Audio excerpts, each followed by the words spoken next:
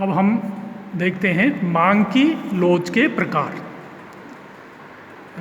देखिए, मांग की लोच मुख्यतया 3 प्रकार की होती है। मांग की कीमत लोच, मांग की आय लोच और मांग की तिरछी लोच। मांग की कीमत लोच वही है जो आप इस सूत्र में देख रहे हैं, मांग में आनुपातिक परिवर्तन बटे कीमत में आनुपातिक परिवर्तन। इसका ये सूत्र है जो मैंने पहले वाले वीडियो में आपको बताया है, इसलिए इसमें अब ज़्यादा जिक्र करने की आवश्यकता नहीं है। दूसरा प्रकार है मांग की आय लोच।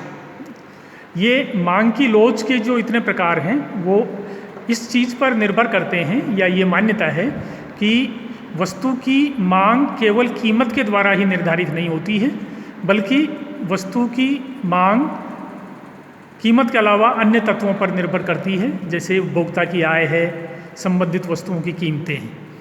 तो यदि उपभोक्ता की आय में परिवर्तन होता है तो उसकी मांग भी बदलती है। तो आय में परिवर्तन के फलस्वरूप किसी वस्तु की मात्रा में आनुपातिक रूप से कितना परिवर्तन होता है, इसकी माप को हम मांग की आय लोच कहते हैं। जैसा आप इस सूत्र में देख रहे हैं, मांग में आनुपातिक परिवर्तन बटे आय में आनुपातिक परिवर्तन।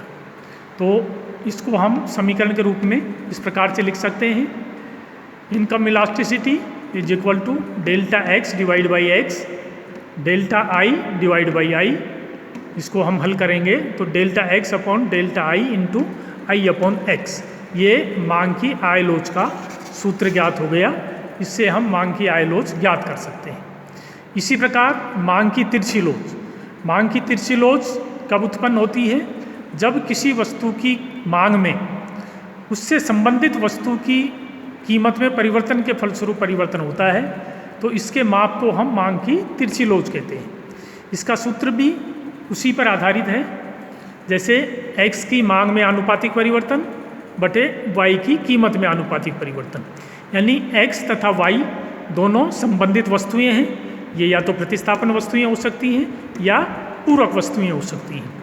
तो एक की कीमत में परिवर्तन दूसरे की मांग को प्रभावित कर रहा है, और सूत्र के रूप में हम इसे इस प्रकार लिखेंगे, cross elasticity is equal to delta X divide by X upon delta P Y upon P Y. इसको हल करेंगे तो ये समीकरण इस प्रकार से हो जाएगा, delta X upon delta P Y into P Y बटे एक्स।